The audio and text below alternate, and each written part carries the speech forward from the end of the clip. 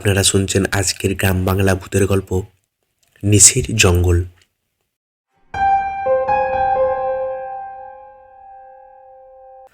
আরিফ বাজার থেকে ফিরতে ফিরতে রাত 12:30 বেজে যায়।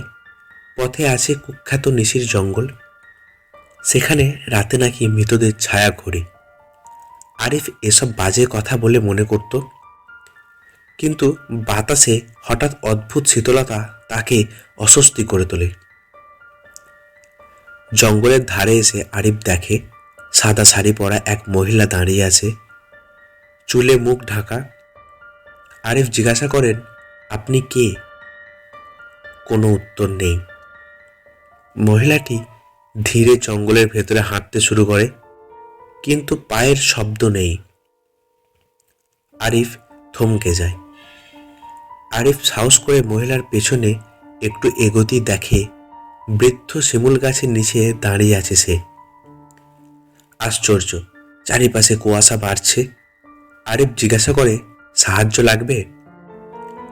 মহিলা মাথা তোলে, কিন্তু আরিফ দেখে তার মুখ নেই, শুধু অন্ধকার গর্তের মতো ফাঁকা। মুখহীন মহিলাটা ফিসফিস করে বলে, তোর মতোই আমিও একদিন দেরি করে ফিরছিলাম। আরিফ দৌড়ে পালাতে চায়, কিন্তু তার পা যেন নড়ে না। শিমুল গাছের চারিপাশে আরো ছায়া জড়ো হচ্ছে, সবাই মুখহীন। মহিলাটা হাত বাড়িয়ে বলল, এসো, আমাদের সঙ্গে থাকো। আরিফের বুক কেঁপে ওঠে, কিন্তু হঠাৎ প্রতিধ্বনি হলো এক ভয়ঙ্কর চিৎকার। পুরো গ্রাম রাতে সেই শব্দ শুনল। পরের দিন আরিফ নিখোঁজ।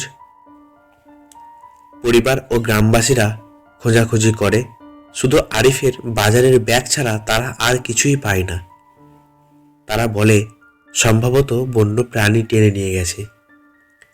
কিন্তু এক বৃদ্ধ বলেন, নিশির জঙ্গল কাউকে ফেরত দেয় না। রাতে গ্রামের কয়েকজন যুবক টর্চ নিয়ে জঙ্গলে খুঁজতে শুরু করে তাকে। জঙ্গলে ঢুকতেই যুবকেরা দেখতে পেল একটা ফ্যাকাশে ছায়া। হঠাৎ তারা দেখল আরিফ, কিন্তু আরিফের মুখটা অদ্ভুত রকম নিস্তেজ, যেন পাথরের মতো। একজন এগিয়ে গিয়ে বলল, দেখ, আরিফকে পেয়েছি। আরিফ ধীরে ধীরে মাথা তুলল, তার মুখের মাঝখানটা পুরো ফাঁকা। যুবকেরা চিৎকার করতে না করতে চারিপাশে ছায়ারা হাজির হয়ে গেল, সবাই মুখহীন। সাদা শাড়ির মহিলা সামনে এসে বলল, শিমুল গাছের নিচে সবাই সমান হয়। সেই দিন রাতে গ্রামের দুজন যুবক আর ফিরে আসেনি। জঙ্গলের মুখহীন দলের সঙ্গেই তারাও এখন দুজন বাড়ল।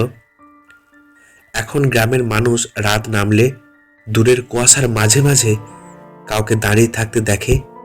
তারা নীরবে অপেক্ষা করছে পরের শিকারের জন্য।